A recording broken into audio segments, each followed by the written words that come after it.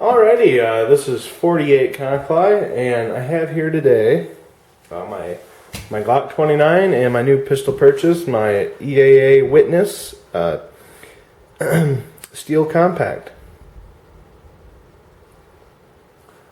But basically, I want to do a brief comparison between these two pistols. Nothing real scientific, just kind of a comparison of the sizes and stuff like that, and some of the aesthetics. The Glock is empty, and the EAA is empty as well. So, to start off, they're kind of they're similar in size. Let you look down this way. The EAA looks to be just a little bit thinner through the slide, but it does have the safety and the slide release that stick out just a little bit, whereas the Glock is more flat and streamlined. The Glock is a little bit blockier up through the top, whereas the EAA is rounded, kind of a 1911-ish profile, and it's a CZ clone basically is what it is, but it's different in its own right. The sights, this one, the EAA has the traditional 3-dot sights, whereas the Glock has the notch sight in the rear. The Glock sights can switch out.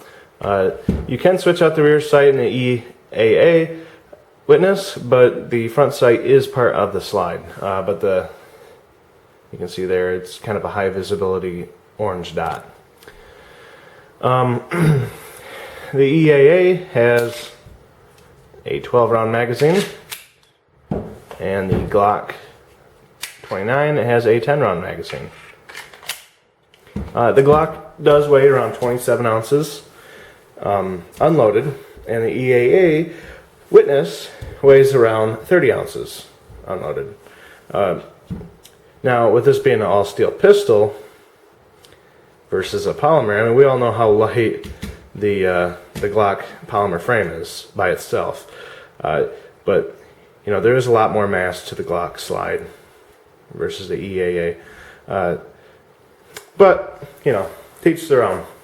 As far as aesthetics go, the I'll just call it the Witness. It's kind of hard to say EAA repeatedly. The Witness itself has nice contours to the back of the grip along the beaver tail. I can get full 3 fingers on there. The mag release is quite nice. Strap free. It does have a manual safety. That is not a decocker.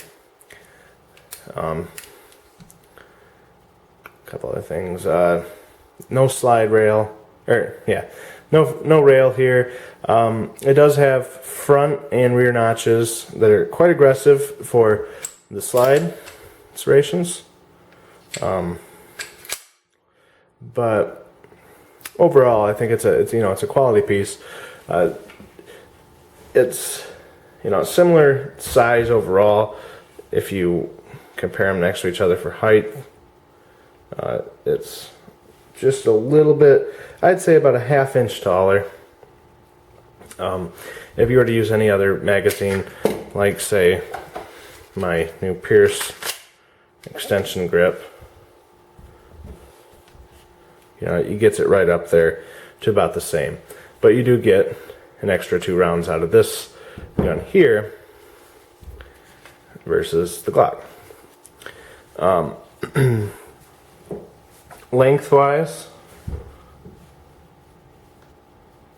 I'd say almost with the beaver tail, the Witness is probably almost an inch longer. It does stick out there quite a bit, so you can see the majority of the slide mass back to the beaver tail is pretty similar to the Glock length. The Glock barrel is a little bit longer, I think at like 3.78, and the EAA is at like 3.6. So just a few little differences there. But other than that, they're different platforms. you know, real similar to their own right, especially for the size and weight category.